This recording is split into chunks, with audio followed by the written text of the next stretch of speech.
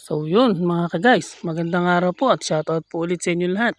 What's up mga ka-guys? Ngayong araw po ay muli niyo po kaming samahan sa paglilinis at sa pagpo-food trip kasama po ang mga bata dito sa bonsayan ngayong araw. At yan nga po, umpisahan na po nating linisin itong masyadong maraming sukal na to. At baka po may ahas na hindi pa po natin nakikita. At siyempre po habang naglilinis po tayo rito sasabay na po natin yung pagluluto ng mga puputri po nating panghalian. At ayan nga po at paririkatan na po natin yung ating gasulad di kahoy. Nabibihasa na po tayo sa pagpaparikit nitong ating gasulad di kahoy mga ka-guys. Ayan po nakita nyo napakalakas po ng apoy. At saka po natututo po tayo magsibak ng kahoy. Probinsyano galawan mga ka-guys. Wow Kaya naman! po nito ay mangharana. At yun nga po nakasalang na po yung ating niluluto. Kaya po ituloy na po natin yung ating pagwawalis habang sinisipag po yung ating murang-murang katawan.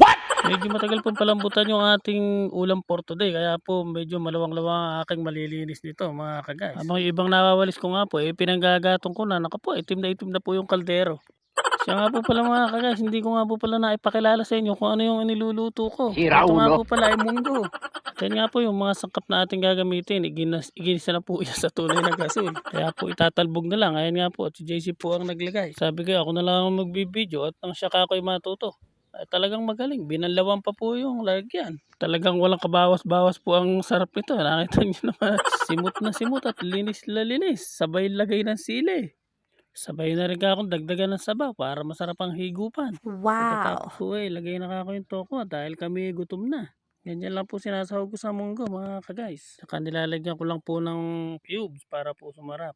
Saka po yan, si Charong Baboy. Yan po ang pinakasahog natin baboy. Wala po tayong pabiling totoong baboy. Hindi po ako nasasarapan kapag ang sahog ay tinapa. Naglalasang usok po ang lasa ko. At yun po, titikman na. Sabi ko ako na dahil po magaling po tayo sa tikiman ng munggo. Kasi po itong munggo po paborito ko po talaga to. Ako po masayang masaya kapag ang ulam may munggo. Lalo na po kung ang isasahog mo rito isang buong crispy pata. Ay sus, Ginoo talaga naman mga ka-guys. Kaya po nailagay na din yung malunggay. Okay na po, ihahain na po natin mga ka-guys. At ayun nga po mga ka-guys, tara po, kain na po tayo. Lagi po natin isipin na kahit simple lang po ang ulam, maging masaya na po tayo at papasalamat po natin kay Lord.